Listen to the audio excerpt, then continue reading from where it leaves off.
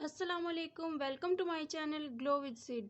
उम्मीद करती हूँ आप सब लोग ठीक ठाक होंगे, खैर खैरियत से होंगे। तो व्यूवर्स, आज हम जो बनाने लगे हैं अपनी होम घर की चीज़ों से है। अगर आपके पास बाहर की क्रीम्स नहीं है, वाइटनिंग क्रीम्स नहीं है, तो आज मैं आपको घर में ही पड़ी हुई चीज़ों से वाइटनिंग क्रीम बनाना बताऊँगी। तो यहाँ पे मेरे पास ये है Fair and Lovely. Fair and Lovely हर जगह ही मौजूद होती है, पाकिस्तान में भी, इंडिया में भी, हर जगह मौजूद होती है। ये है मेरे पास फेयर एंड लवली। अच्छा, उसके बाद ये मेरे पास है तिब्बत क्रीम। तिब्बत क्रीम अगर आपके पास ना भी हो तो कोई बात नहीं, ऑप्शनल है। अच्छा, ये बस आपके पास फेयर एंड लवली लाजमी होनी चाहिए, ठीक है। मैं अपने लिए बनाने लगी थी ये क्रीम, तो मैंने सोचा मेरे पास ये खाली जार था, मैं इसी में ही बना लूँगी, क्योंकि ये डे टाइम में हम यूज़ करेंगे। तो मैं बिल्कुल थोड़ी सी ही बनाऊँगी कि बस 2 से 3 दिन चल सके। ये देखिए 10 रुपये वाला साशे था, तो मैंने इसको पूरे को जो है ना, इतना जो है ये इसमें निकाल लिया।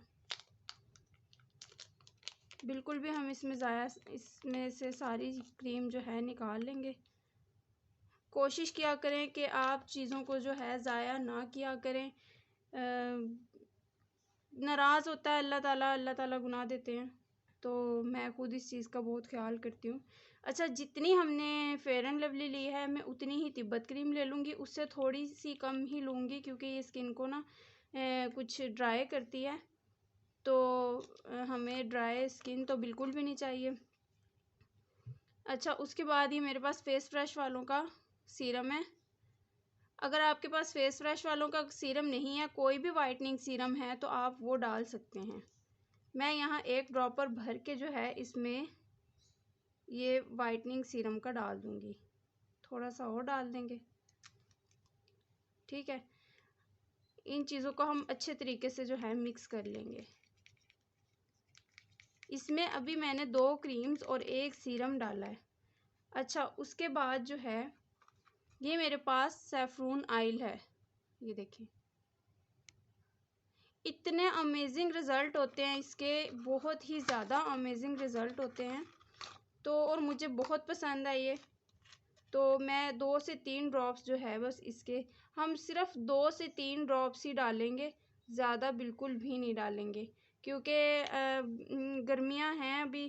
तो जो है ये हमारी स्किन को ऑयली, पहले ही बहुत ज़्यादा ऑयली स्किन होती है।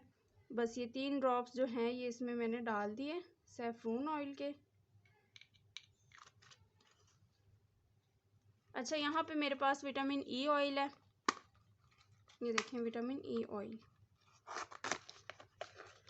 2 से 3 कतरे ही हम इसमें विटामिन ई ऑयल के ऐड करेंगे। अगर आपके पास कैप्सूल हैं इवियोन के या विटामिन ई ऑयल के, तो आप इसमें वो भी ऐड कर सकते हैं। मेरे पास ये फ़िलहाल ऑयल था, ये ही मैंने ऐड कर दिया।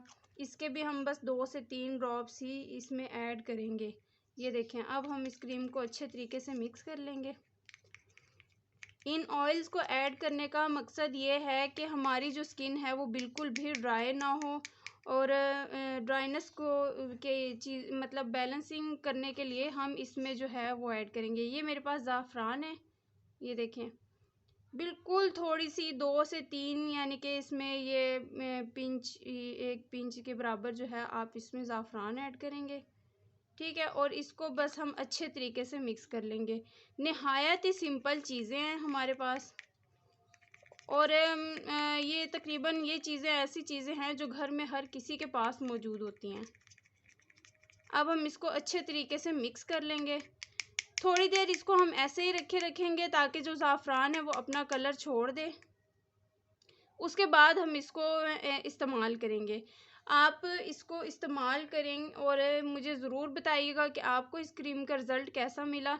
ये रात में लगाने वाली क्रीम नहीं है। आप चाहें तो दिन में जैसे मुँह धो के हम कोई भी क्रीम या कोई भी मॉइस्चराइज़र चीज़ जो है अपनी स्किन पे लगा लेते हैं, आप उसकी जगह भी इसको इस्तेमाल कर सकते हैं, क्योंकि गर्मी का मौसम है।